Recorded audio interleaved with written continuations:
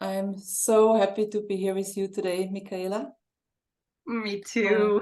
it's my honor, my pleasure to talk with you today about when everything falls apart. Hmm. What a topic, huh? I We think both, the whole yeah, world can relate. yeah. We met in Upper Austria, I think it was, right? Yes, Some years back, before we met online, you moved to Alaska, and it's not very often that you come home to Austria. that's It true. was, yes. So it was really special that we had the opportunity to meet in person as well. Yes, I And, remember. Beautiful. mm, and today we talk about when everything falls apart. Please, Michaela, tell us what is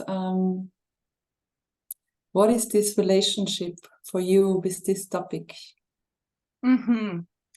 Well, not only are you and I born and raised in Austria, but we also share this commonality of I I can't speak for you, but for me, the most devastating heartbreak of losing my brother, and Mm, you lost your brother. And I remember when we met in Austria and you did this, what I remember is a very powerful healing session to sort of go into the 5 aspects of your soul. You shared with me in the beginning more about how that loss transpired for you, and just like in my life, it was sudden, it was abrupt, it was unexpected, and I believe it really tore both of us apart in that moment. And I'm very bonded to this topic because I feel that everybody can relate. The world is in turmoil on political levels, on social levels, on many environmental levels. And even aside from the global scale, we all go through loss. We go through divorce, we go through loss of our job, we go through, some people go through loss of their homes, their belongings. And then all of us, at one point in our life, we lose loved ones, we lose family members and friends and dear people that we love. And so I'm really bonded to this topic because I feel everybody comes to it from their own unique journey of life. And so my invitation in our podcast is, from whatever perspective you come in, I hope that maybe our conversation can help you find some tools, navigate the challenges that you're facing, and to know that we are all one.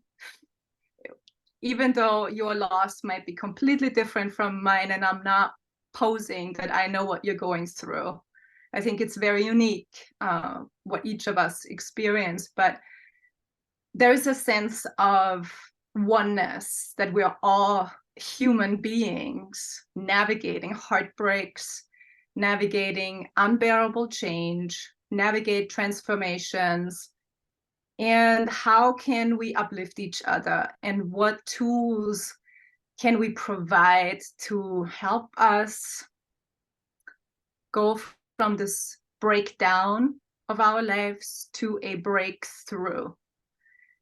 Because when we are broken at the deepest soul level, we're also broken open for light to enter. And it's when we are broken to the core, we're broken open for the potential of change in a positive way, for the potential of what is waiting to be claimed from now to the future. what changes may I have to go through? Or you could even say, when we lose a loved one, what in me needed to die? Mhm.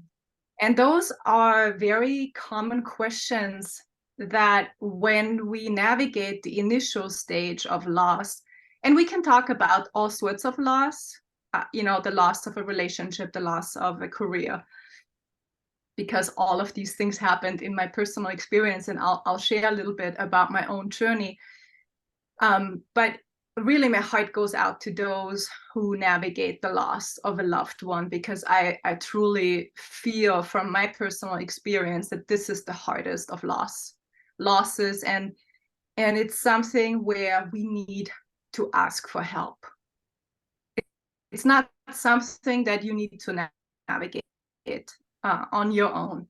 You need community, and you need to talk to people that have gone through something similar and ask, what helped you. And so in this particular case, this loss is something very, very difficult to manage. And the initial stage of it's like a survival, we're just surviving the shock. If it was an unexpected sudden death, like for you and for myself, there's a shock to our physical body, our emotional body, our mental body, our spiritual body. And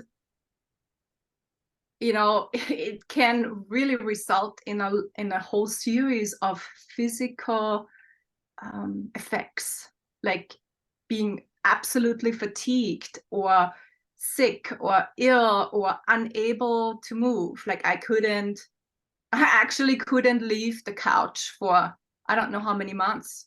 I couldn't cook for myself. I couldn't even take a shower. I mean, it was dysfunctional on a physical level, and that's caused by trauma. And I want to just let me say this. There's two things that I want you to distinguish. There's grief, and then there is trauma. And those are two very different things. Grief is the process of your psyche of navigating the fact that the loved one is no longer there in the physical body. I mean, whatever your spiritual belief, if you have spiritual paths, and you know that there is many more incarnations, and we all go to the light, and then we may or may choose a new form and reincarnate. Even that isn't helpful, because you miss that person. I mean, it's kind of in the background maybe as a helpful tool. I don't really know how people that don't believe in that can navigate that, because the finality is already so devastating. It is so devastating because the foreverness of everything. I will never see my brother again. I will never be met by his beautiful blue eyes, graced by his radiant smile. The foreverness and the finality of death is so harsh. It is so, you cannot wrap your mind around it. It's inconceivable. But grief is the process of terribly missing that person. And you'll always miss that person. It's been 14 years in my case that my only brother, my only sibling, passed away suddenly at the age of 19. And I was 28, 29 at the time, awfully young. And so that's one thing. But then there is trauma, which not every death of a loved one will be a traumatic experience for you. But let me explain what trauma is. Trauma is the process of what happens within you based on the event. So you lost your brother suddenly. I lost my brother suddenly.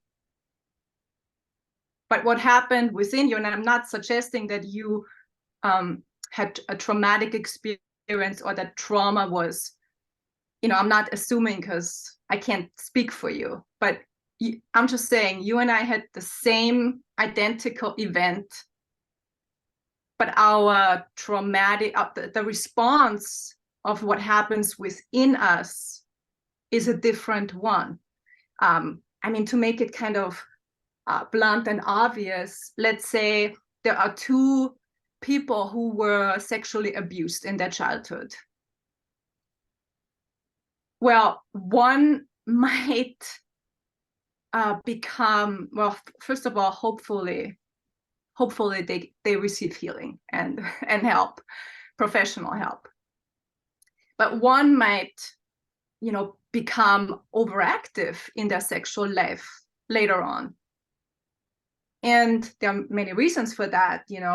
One reason could be I am continuously working with that chakra that was originally violated in order to heal it. So I know people who were molested, and they, I've had clients that were molested, and they needed sex every single day.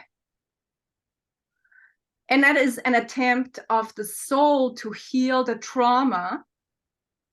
And then another person might have experienced the same thing in their childhood, and they cannot be sexually active, or barely, because the wound of having been violated in that chakra is too painful to deal with altogether. So they need to find other ways.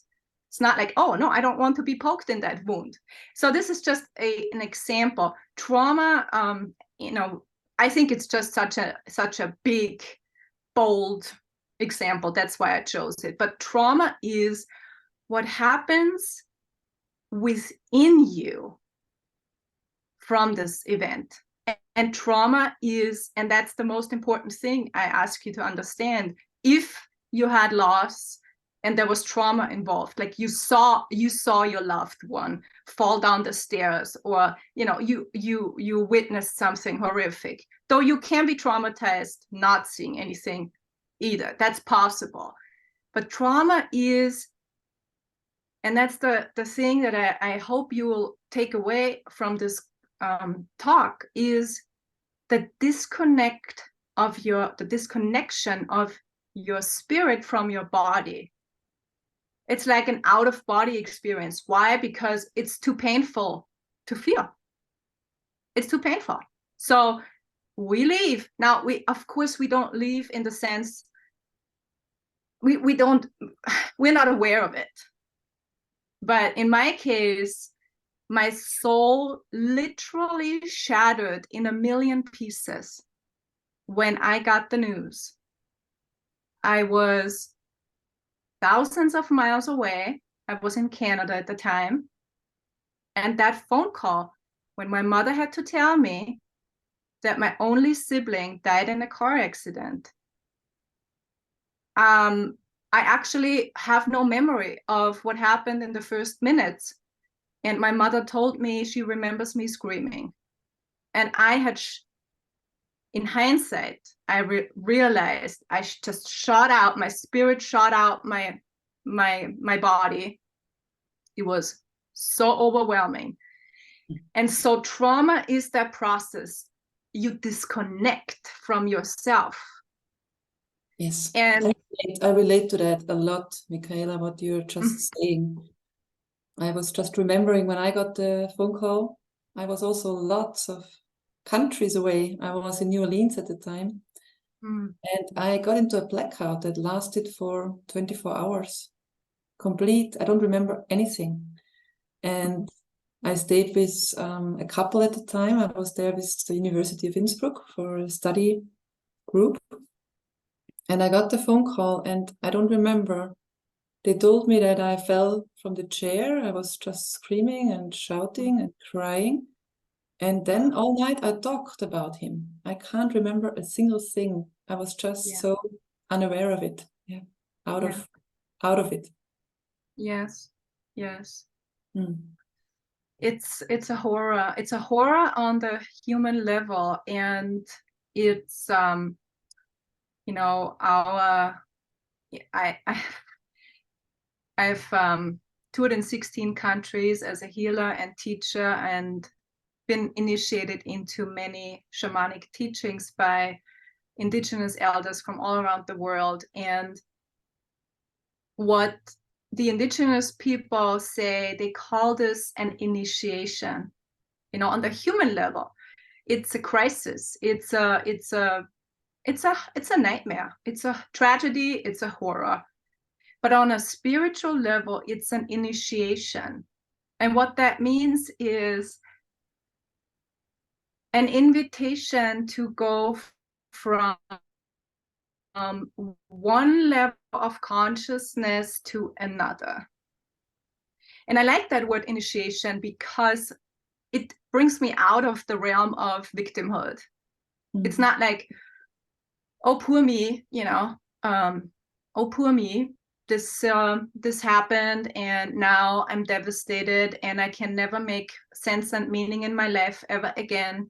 Yes, you won't have purpose and meaning in the initial stages. That's normal. That's natural. And of course, it's earth-shattering. Everything falls away when you lose somebody. Everything does, and everything should, because that's how much you loved.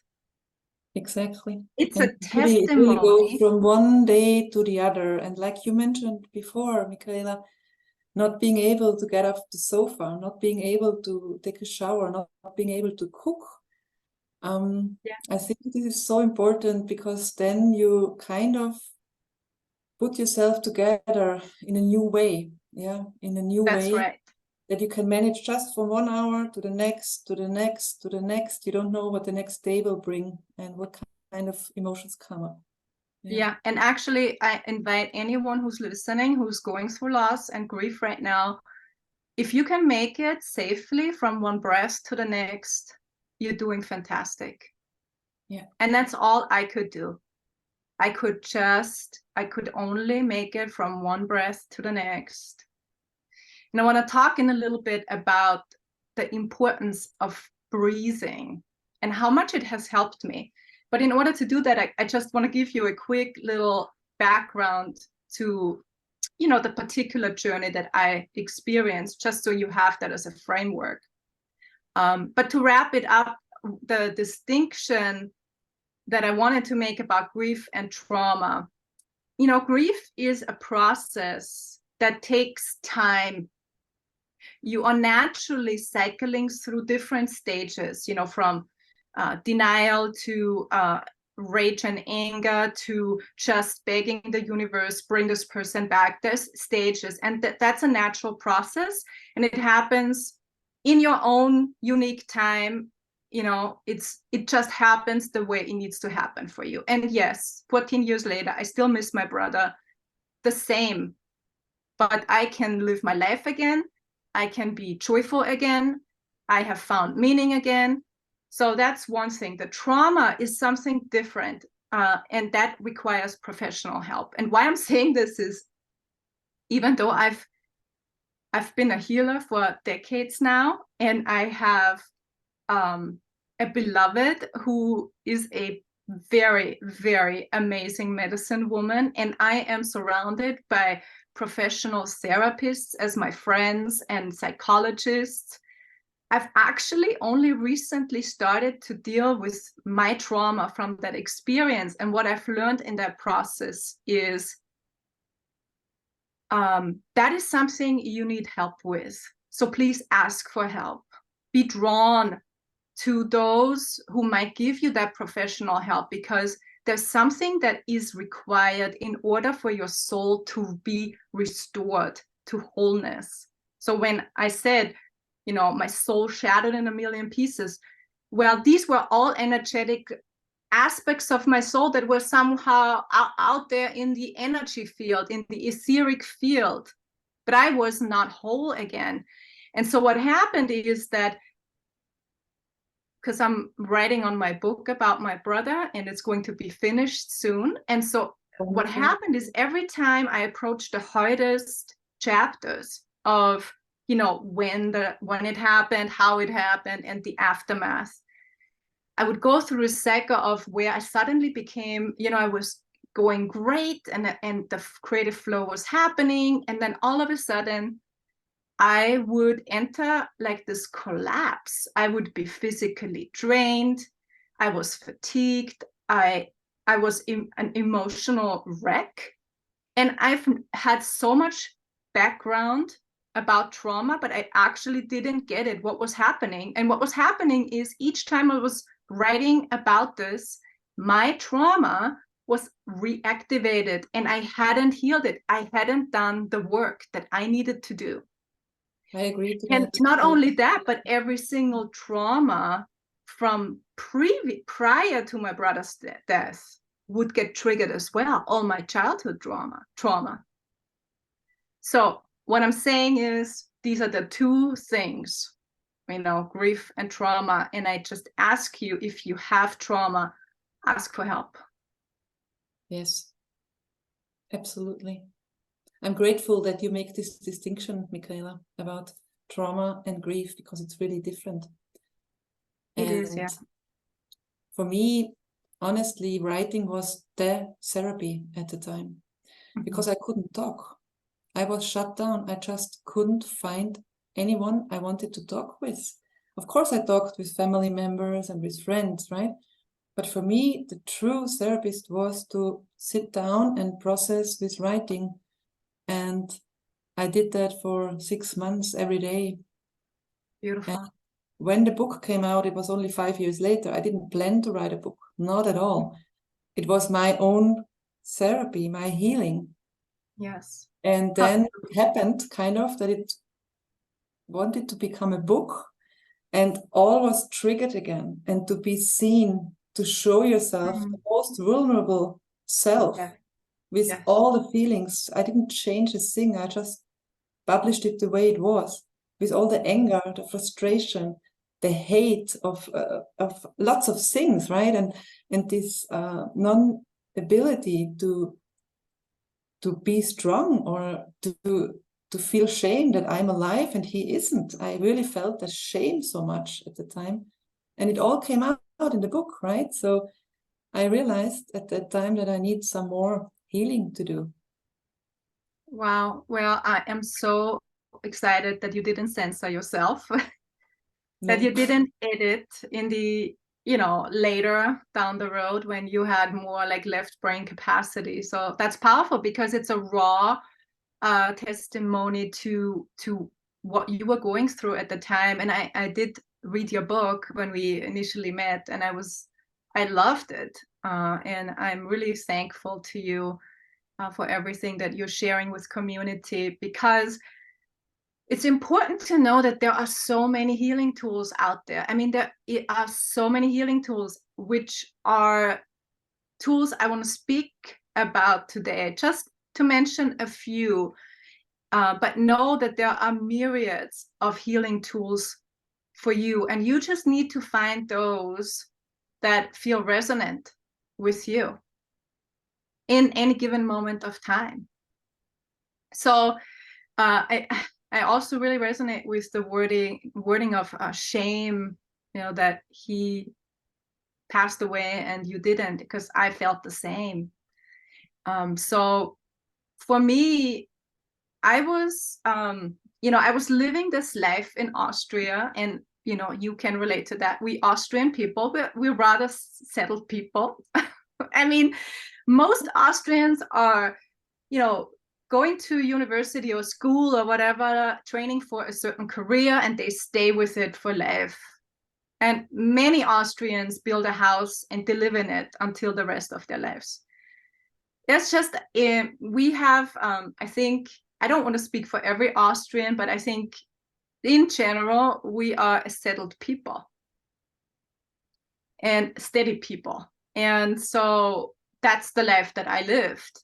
And I went to university because my dream was to be a journalist.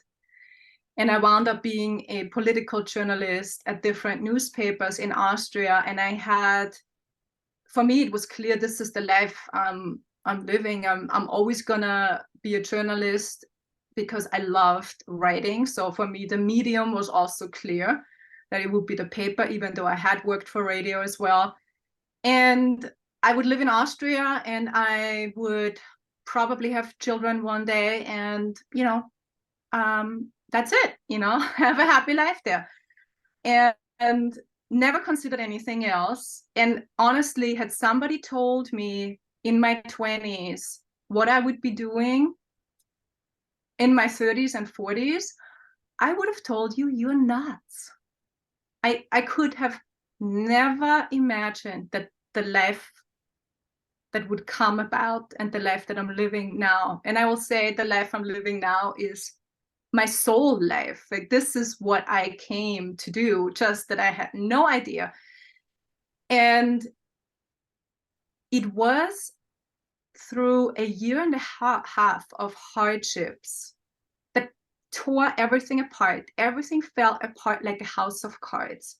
It was the hardest year and a half at the time, because I was 28, everything was kind of fine in my life until that moment when, within these 18 months, everything collapsed, leaving no stone unturned.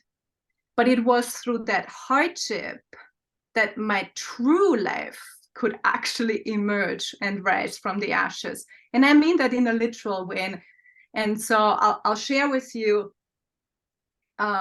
basically began with my 9-year relationship, from one moment to the other blowing up. My partner betrayed me with another woman and got her pregnant. And it was a lot, even though, I had to admit that we did have problems. It wasn't like, oh, it was just his fault. Like, we had problems for some years, but I didn't face them. Anyhow, it was very devastating at the time. And then I got heartsick. I mean, only now do I know that I was simply not dealing with my deepest emotions about this breakup. And so my heart got physically sick. I wound up with a myocarditis, which is an inflammation of the heart. It's very serious. I mean, if it's undetected, you can die from it. I was ill for 3 months, and when I finally recovered, I was still 28 years old at the time. All I wanted to do is go back to my career, go back to my newspaper, and kind of like be normal, live a normal life. Like, I could move like my grandma at a turtle pace. I could walk for 10 minutes at a time, and that was it, because my heart was healing. So by the time I was back at my job, nothing was the same anymore. Surprise, I was surprise. not the same anymore. Of course. And the only thing that I could do at that point was, I need to change everything. So I basically quit the career that I'd built for a long time. I quit my apartment, and I left my family and my homelands to go for this crazy dream to go to Canada. Because just before I was sick with my heart inflamed in the hospital, I kind of tried to navigate the whole thing about my previous partner, and I stumbled upon this magazine, travel magazine, and I literally, one picture changed my life. I had a conversation with my aunt on her kitchen table. She asked me, well, I know you have such a rough time, like, how are you going to move forward? And I said, I have no idea, but maybe I need to kind of get on a vacation for 2 weeks and get away from my highly intense work, because it was a marathon kind of situation working for a daily newspaper. Maybe I just need to go far away for 2 weeks and get a break. break from my life altogether. So we're still talking, and I somehow notice this travel magazine that's sitting on top of the pile of mail on her kitchen table. So I grab it, and we're already talking about some other topics and my cousins and la. And I flip through it, and nothing is, I see these amazingly exotic places. Nothing grabs me. And I'm about to just close it and push it back to the pile when this one image strikes.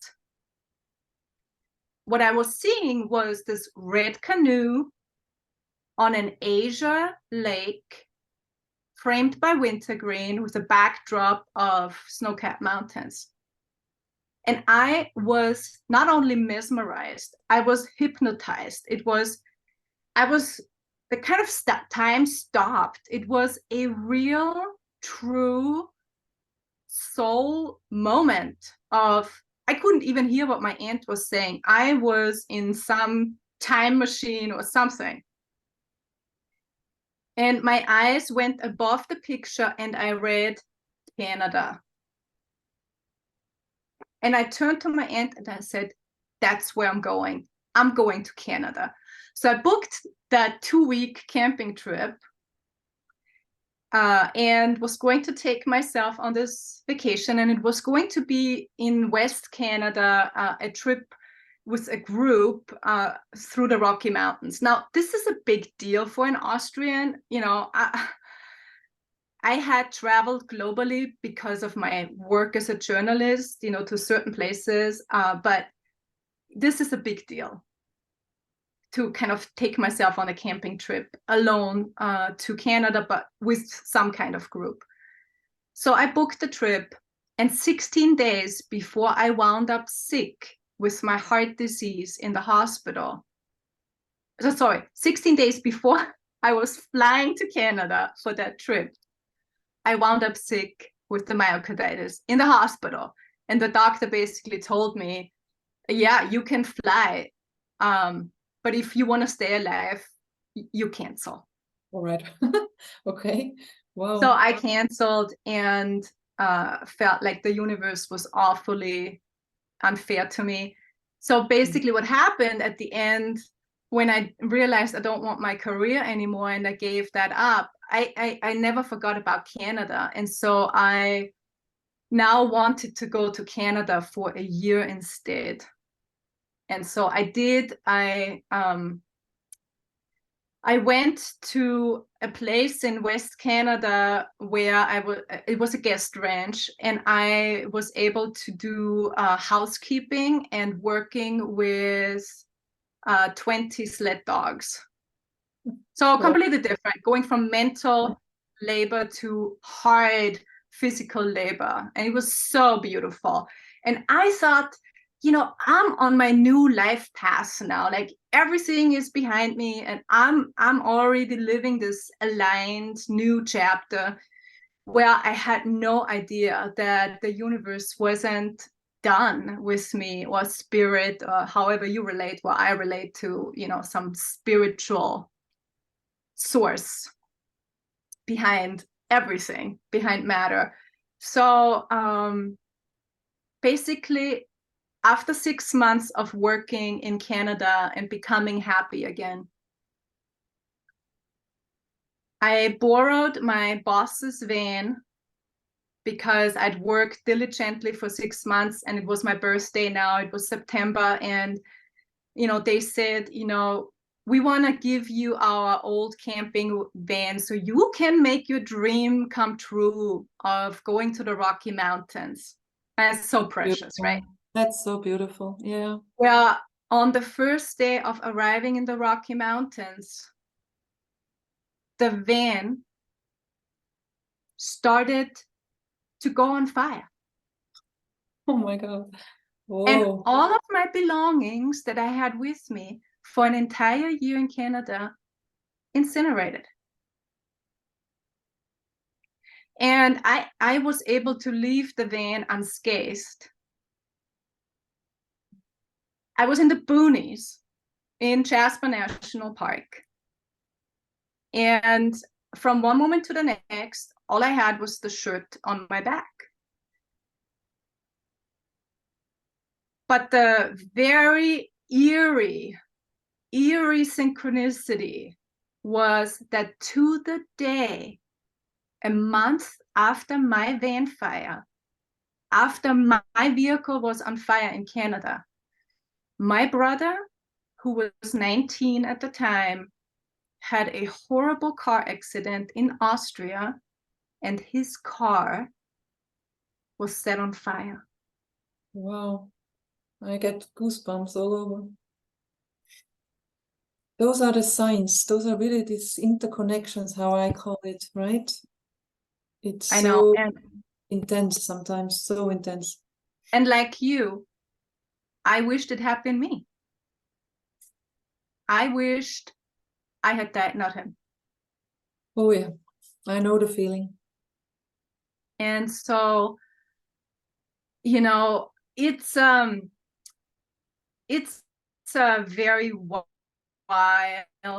parallel, and I think the mathematical likelihood of two siblings being in vehicles on fire back to back is kind of less than zero. So, you know, that is something that is coming from some higher ground. You know, there was some energetic story behind all that, and I don't need to go into those layers, but what I will say is that it was the biggest catastrophe of my life, and I became extremely dysfunctional. So at this point, everything had collapsed, right? That's why we talk about the topic when everything falls apart, because my relationship fell apart, then my health was gone, then I chose to give up my career, my livelihood, my homelands, my family. Then I lost all my belongings, and then I lost my beloved brother, who I loved beyond measure. So that happened in a year and a half. It was like the wildfire that just blazed through my life. So everything would collapse, and I would stand looking at the ashes. And what do you do now? Yeah. Well, I had no idea, because I was just completely dysfunctional. I could just make it. I could just make it from, like I said, one breath to the next, and that's why I'm saying that's, if that's all you can do, I applaud you. So I was lying on my mother's, because of course I left Canada within hours. I was lying on my mother's couch in my parents' house for 3 months, and I was a wreck. And I couldn't figure out how my parents were able to get back to their jobs, because I was dysfunctional. And after 3 months, there came a point when I asked myself, because, you know, ultimately I felt more dead than alive at that point. I felt I had died with my brother. Yeah. And so I asked myself, well, you know, obviously you're not going to commit suicide, because I would never do this to my family. I mean, that would be insane and absolutely selfish. Though I'll share those thoughts with a companion. So, okay, I was clear, I'm not going to harm myself. So if you're going to continue to live, what do you need to do to somehow get back to something that isn't just the deepest suffering that you've ever experienced? And this voice came, you know, talking to me, go back to Canada, go back to Canada. And, you know, 2 days before my brother died in his car accident, I had bought this old beat up car. I mean, the entire time working at the guest ranch, I was pedaling a bicycle back and forth from where I had lodging to the ranch, which, by the way, I became ultra fit again because of that physical work. So my heart disease had really been something of my past. But I bought this old beat up car because the ranch was going to close down for the winter. And I needed to I had an open employment work visa in Canada for a year. And I needed to go somewhere to, I don't know, a ski area to find a winter job. So I bought this old beat up car for $700. And that was sitting at the ranch because I had to fly out in the emergency of my brother dying. So now I'm in Austria and I know I want to go back to Canada and just give it a shot. And I remember I have this car sitting there. And it was very generous for my mother and my father and my family to let me go because, you know, they lost their son and now the daughter doesn't want to like be around and heal with them. She wants to go far away again. That's a lot, you know. I really am deeply grateful that my mom said, you know, the only thing that matters is that you are happy again, and I see how much you suffer. So if this is what you want to do, then do it. And I needed to wait for, I think it was 2 or 3 years, because I was planning also to go, but I was not stable enough at the time, right? I was not really doing it for my family. I was doing it mostly for myself to stay until I'm feeling a bit more stable within, and then I yeah. could go off to New York, right? But before that, I just couldn't see it. Yeah.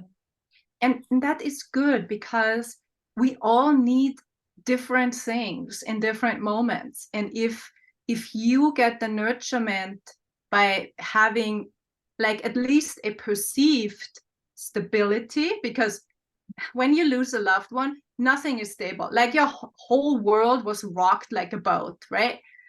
So if that at least the illusion of stability by being in your familiar environment is the go-to, excellent. For me, it was I can't even tell you why, but I needed to heal alone. I needed my aloneness in nature to somehow find myself again. Because and that's also something to be clarified. There was the loss of my brother, and then there was the loss of me. And I needed to not only heal from the loss of my brother, but I also needed to heal from the loss of myself and find a way to find me again in utter despair.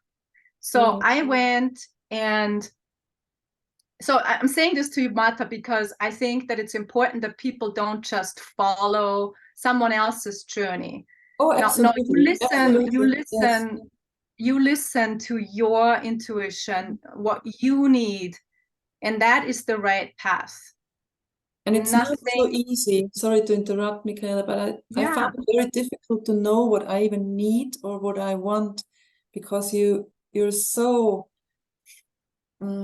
shattered. So you don't Yes. even know what is the best right now. You can only, like you said, so beautiful, go from one breath to the other and figure out or listen within what is it Yeah. that could help me on my journey now to Right. And that is actually, so in this initial phase, all you need to do is ask yourself in every moment, what do I need right now to make it a tiny, tiny inch better? Because you're going to feel miserable. You are miserable. You are suffering, you're hurting, you're devastated. Life has ceased to exist, or life as you knew it has ceased to exist. But you can still ask yourself from moment to moment, you know, what can I now do? What choice can I make right now to make me feel a tiny little bit better? And the answer for me was, oh, you know, eat something like a warm meal, or, oh, maybe take a bath, or, oh, maybe I'm just going to walk barefoot for 5 minutes outside. It doesn't matter. like just every moment that you can manage to find what could possibly nourish you and possibly nurture you is fantastic. Yes. And so I want to share a few healing tools with you at this point, because I just wanted to give you all like a context of when everything falls apart. And so, you know, when I went back to Canada, I wound up traveling 20,000 miles by road and by foot all across Canada to heal my broken heart. And it was then when I wound up having the first true communication with my brother. I didn't imagine he was talking to me. He was talking to me. Why? Because the words were coming in faster than my mind was normally working. But initially, breath work was amazing. And what I did was I was every day, I committed myself to walking on the land. You know, I was sleeping at these youth hostels while it was, because I went back in January, it was freezing winter in Canada. So, you know, I was in youth hostels, sleeping in these dorm bedrooms. And then later, as it got warmer, I was sleeping at the back seat of that old beat up car. And I was committed to going for a walk every day and being in nature. And if I was to do it differently now, I'd go barefoot, because that helps you a lot with grounding. But I didn't know that at the time, how powerful that is, or how important it really is to discharge and recharge from the earth. So I was walking, and I was in this rainforest in Vancouver Island, and I heard the trees say to me, you know, all you need to do is hug me, like wrap your arms around me and feel my strength. And then I want you to do circular breathing. I mean, that's kind of the information I received. And because I was so quiet, I was so alone for so many hours, I began to develop a whole different set of eyes and ears, because in the silence of being on the land, everything was communicating with me. And so I could really start to listen. That's why the aloneness was so needed for me, because it was sort of the ground zero to listening to my guidance, listening to energies. And so the tree said, do circular breathing. And I said, what do you mean? He said, well, you hug me, and then you exhale your grief, your devastation, your loss, your despair, your anger, your depression. You exhale that and give it to me. And then you inhale from me and you take my life force in. Beautiful. Take in my energy, and you take in my strengths, and you take in my stamina, and you take in my resilience. And I was like, well, that sounds like an amazing offer, but isn't that quite unfair? I mean, why should I give you all the negative emotions and you would bless me with all these positive emotions? And the tree said this, you know, we have this symbiosis of opposites. Like, you need oxygen to breathe, which is what comes from me. And then you give off, or, you know, let go carbon dioxide, which is what I need. So we have, and just by nature, we have this symbiosis of opposites, and it's nothing else. I can transform all your, you know, heavy duty, and I can give you the light. I can give you the light. So honestly, that's what I did. And that kind of brings me to the point where in this conversation, I really wanted to share a powerful breath with you and just see if you'd like to experience it, Marta. It's not that breath, it's a different breath. And I just wanted to check in with you if this would be a good point in the conversation to do that. Absolutely. Yes, let's do it. Perfect. So this breath work is from, maybe I should say two more things. Lo and behold, I started to heal my heart on this journey. I started to communicate with my brother, which really taught me that death is a fiction. Death doesn't exist. My brother was still well and alive, able to talk to me, except he didn't have a body anymore. So this was kind of the healing that I needed. I now could talk to him 24 hours a day.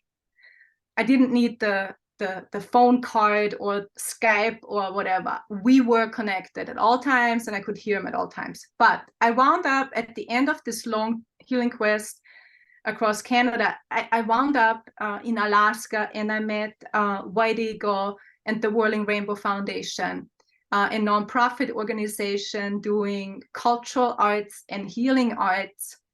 And basically it wound up becoming my life path. So I've devoted my life to the Whirling Rainbow Foundation.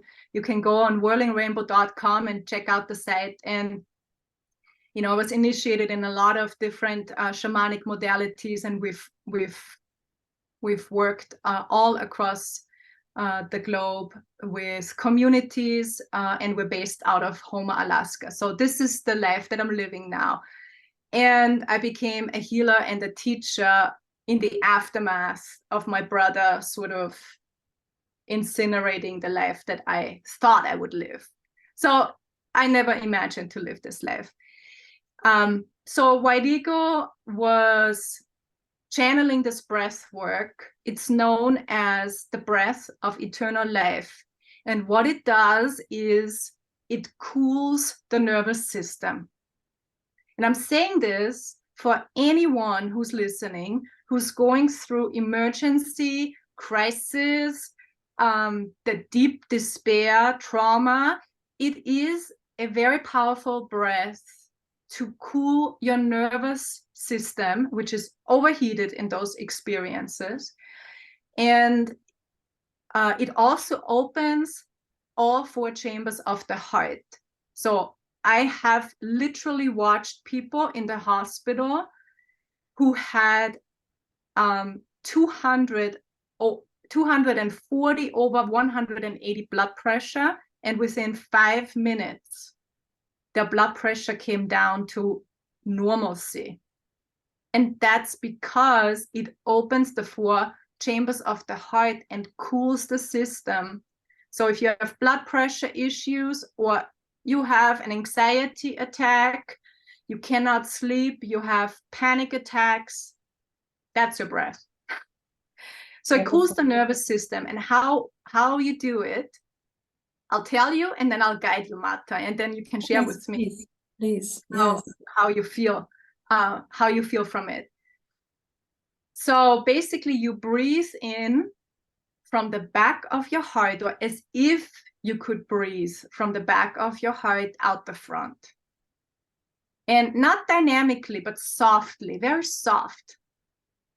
Then you breathe in from the front of the heart, through the heart, out the back. And I'll guide you in a second. I'll just give you the basics. Then from the left side of the heart, out the right. Then from the right side to the left. And then from the bottom of your feet up through the top of your head. And finally, from the top of your head out through your feet. So basically, you're utilizing all directions, all physical cardinal directions to open the heart. And you can do this in any area of your body, not just the heart. Like if you have a stomach pain, you can do it focusing on your stomach area. So let's just see, Marta, close your eyes for a moment and just sort of energetically screen your body from top to bottom, or toes to your head, and just screen with your inner eyes and see, where do you feel the most tension?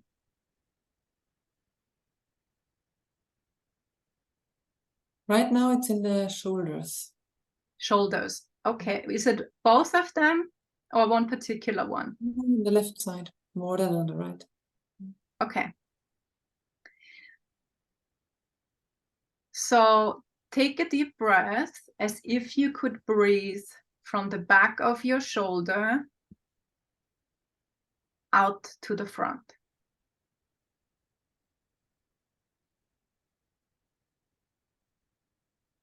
Then you take a breath from the front of your shoulder out the back.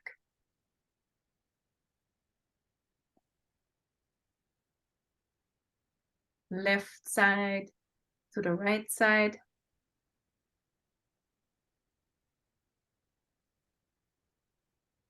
Right side to the left side.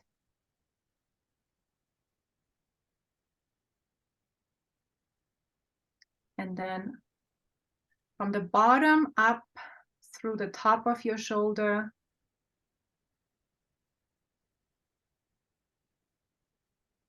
And then from the top of your shoulder down, out through the bottom.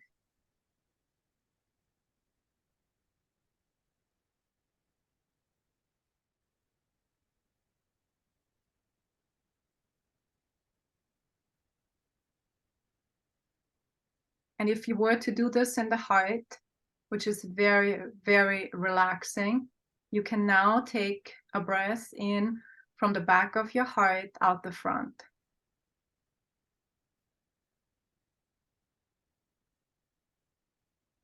Front to back.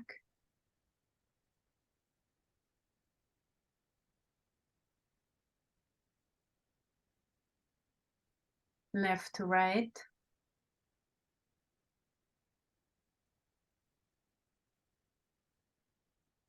Right to left.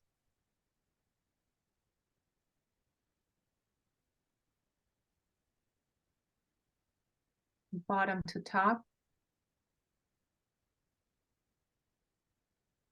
Top to bottom. Now I ask you, Marta, to screen your body all over again and let me know what has shifted. Well, first I noticed that I'm more grounded. It becomes very warm all over. The whole body is getting warmer, especially the hands and the feet. Very calm and peaceful. Yeah. Beautiful. Thank you. Yeah. What a powerful breath, huh? Wow. Because it helps the nervous system to go from sympathetic to parasympathetic, which is from doing to being, which is from stress response to healing response. Thank you for sharing. Yeah, I think if there was one single thing that I could give to anyone who's listening right now, I would say, please allow me to share this breath with you and see if it might be of help. Of course, there are so many tools when you go through devastation. There is ceremony, there is communicating with your loved one and writing a letter or automatic writing. There is meditation. There is music. There is dance. There is lighting a candle and knowing that our brothers are the flame that cannot ever die, that cannot ever be separated. So, you know, I'm wanting to hold each and every one in love and compassion, and just really intend that you might find inner peace. And even if you cannot find it for like continuously, but even if you can have a moment of inner peace, Harry Ohani Jim, our Hawaiian kahuna on the Big Island, who we work with annually when we hold our school, he says, of course, the Hawaiian nation is very instrumental in breath work and the ha breath. They've literally, the kahunas have healed broken bones with breath. And Yeah. I mean this for real. And so the breath can restore anything back to wholeness. But he would, I want to quote him because it's a powerful statement. He says, at the end of each single breath is bliss. Wow, So in beautiful. that space in between where we inhale and then we exhale, and that space in between before we inhale again, it's a second. But in that second, we actually are able to experience bliss. And I hope that you can try to do that. And just a moment of finding peace is worth everything to me. And that's what my hope is for anyone struggling right now, is that you can ask for help. You can surround yourself with people that can support you. You do not need to do this alone. And you can just really grab a hold of many modalities that are available, that are free, that are at your access, and that you might, even come up with your own original ideas. But the main thing is, does it help you? Is it resonant with you? Is it in alignment with you? Just, that's how Harry says, just be yourself, everyone else is taken. That's so true. Yeah, I agree with everything you said, Michaela, that it's so important to trust your own path and to do whatever feels good for you and what resonates with you. I mean, let me just ask you, Marta,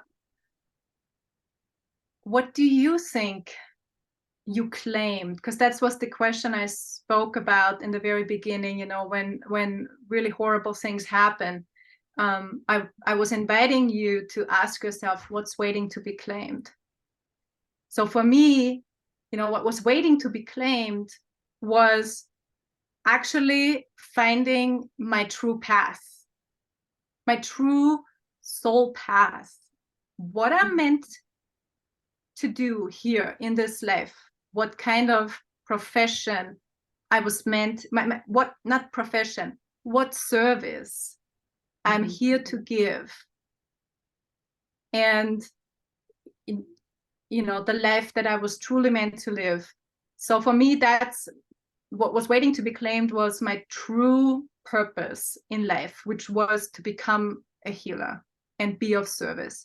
How would you, from this experience, that how many years ago is it with your brother now? It's gonna be 25 in February. Oh wow, yeah, that's a long time. What would So you say? What did you claim from losing him, after losing him? Many things, Michaela. For me, first, what I claimed was to trust completely, entirely my intuition. I always communicated with, well, not always, but I communicated many times with people, with souls that were going out of earth, who were passing away. And I didn't trust this voice. I didn't trust this knowledge. I knew when I was 8 that my grandfather is going to die the next day. I knew it. He communicated with me. I knew it from an aunt, an uncle. And I was afraid to talk about it, because I thought that that's something nobody understands, nobody relates to. This is kind of crazy. So when my brother died, the whole day before I even got the message, I talked about him and I felt so connected to him. And as if in hindsight, as if I had known something was up in the air, I was very close to him. I loved him so much. I still do.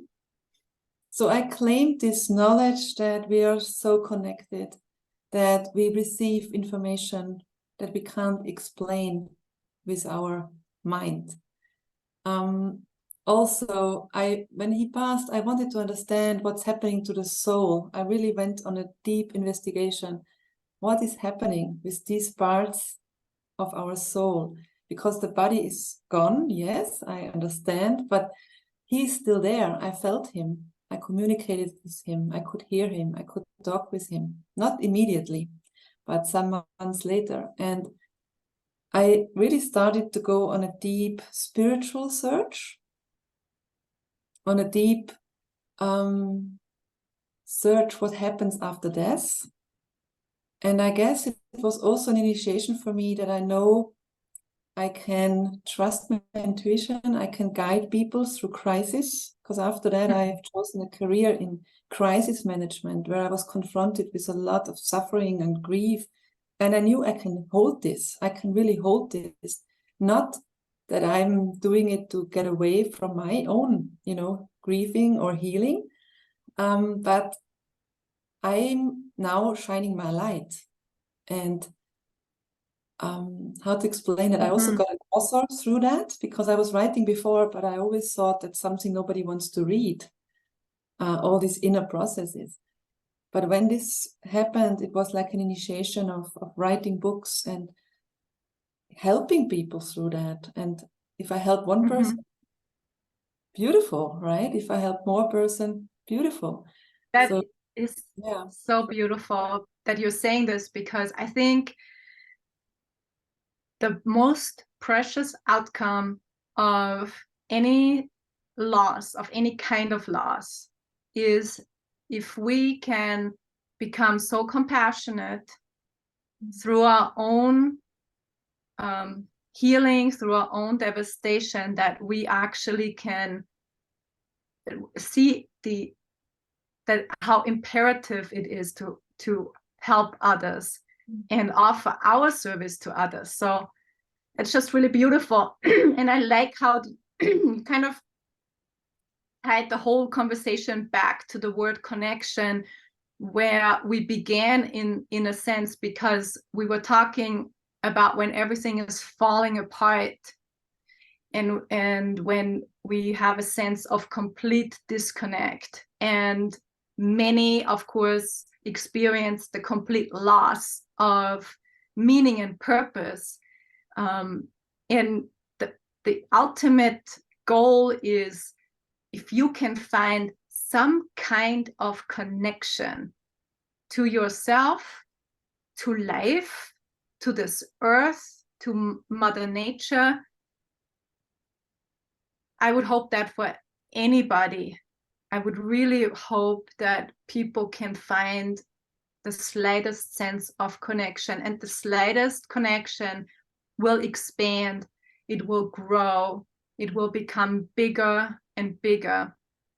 And also to know that,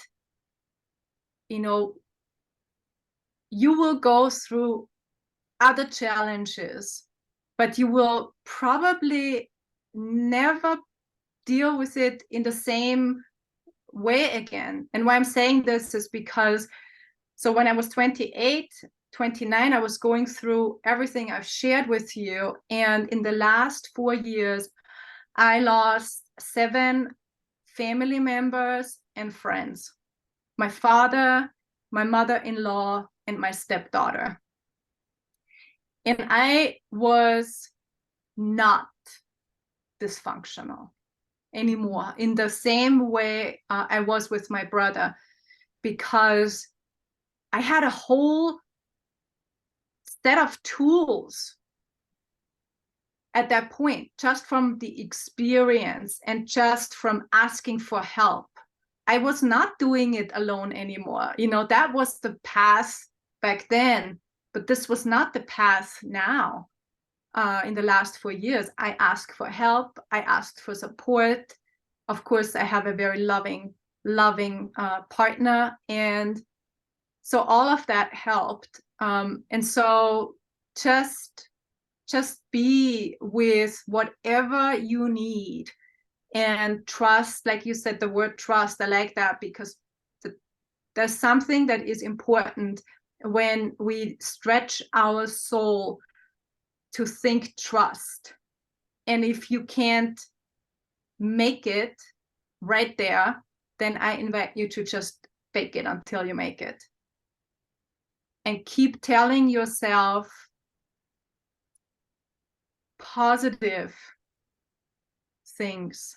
Keep telling yourself, don't go into a self-destructive talk, or a destructive talk, for that matter. Just keep affirming goodness.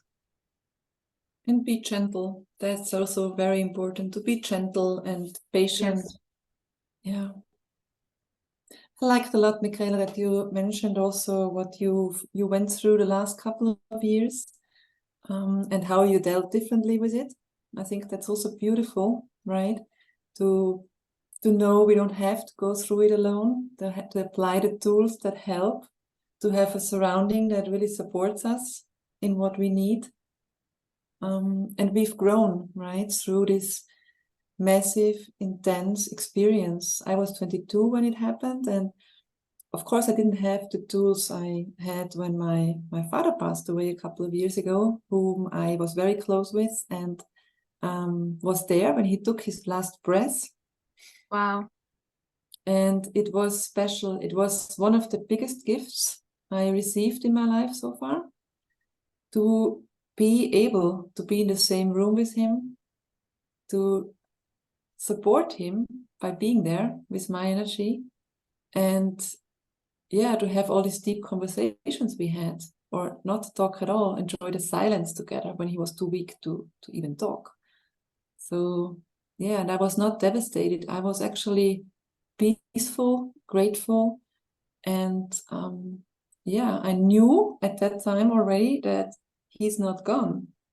Physically, yes, but I talk with him, he's here, I can feel him sometimes, and he left me so many gifts, so many sentences, so many words that I still hear, I still relate to. So yeah. Wow. You know, I kind of chose this background picture of the Alaskan fireweed because it was a symbol for our conversation. The Alaskan fireweed, and I believe we have it in Austria too. I Not think so, sure but what not so many, not so many as you have over there. not so many, yeah, but I'm not sure what the name is. But I believe we have it in Austria too.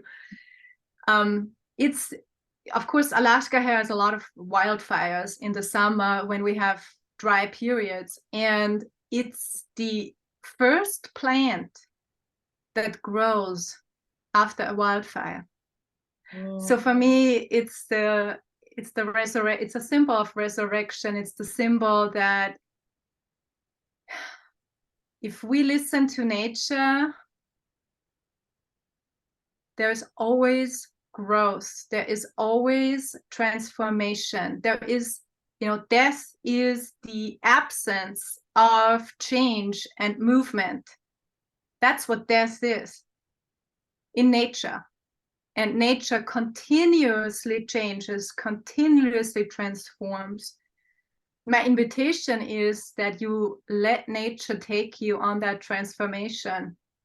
Let nature take you on that journey of going through different cycles. And I hope that in this conversation, you didn't feel that any emotion is inappropriate. I really hope that you have the time and space to express everything that you're going through, including your anger. Please do not suppress rage, anger, anything. Just find a healthy way to move it through your body and move it out.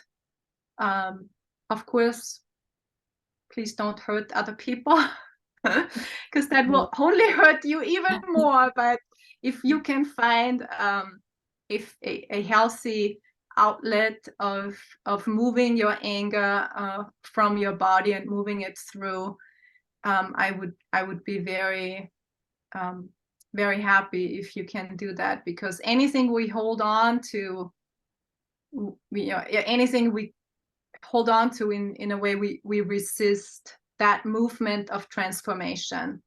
Mm-hmm. And you are entitled to feel anything. You're entitled.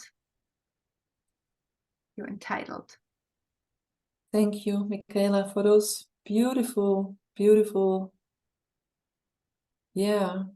experiences you shared, sharing your story, your knowledge, your wisdom.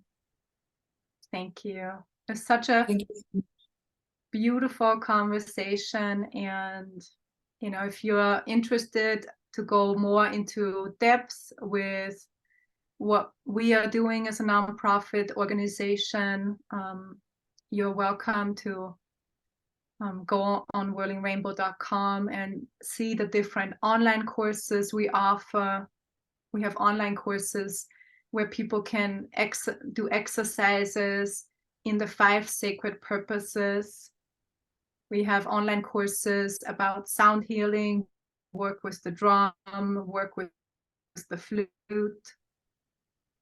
We have a breathwork series, so I shared the breath of eternal life with you in the exercise, and I talked about the circular breathing that the trees in Canada taught me.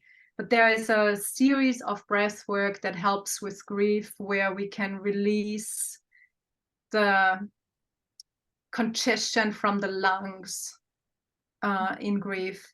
So, you know, you can just go and look, and if you feel that I could help you in a private session, you can also find that on our website. So I'm just very grateful. I'm grateful to be here now with you, Marta, and have a beautiful Austrian connection and connection of our past. And I'm just grateful that you're doing these beautiful podcasts and all the beautiful service that you're doing also all around the world. So thank you for inviting me and allowing me to share. Thank you so much, Michaela. And I will definitely connect with, I will put the link of your homepage in the podcast so people can look and find you. Yeah. Wonderful. And if you want to email us, maybe you can put my email there as well. Absolutely. Because that would my direct email. Yes, absolutely. It's been a pleasure. Perfect. Thank you. Such a pleasure. And I'm just giving you this gigantic Austrian hug. Yes, a distance hug. Very, very, very, very warm one. Dicke Umarmung und Bussi und alles, alles, alles Liebe. Alles Liebe, danke dir.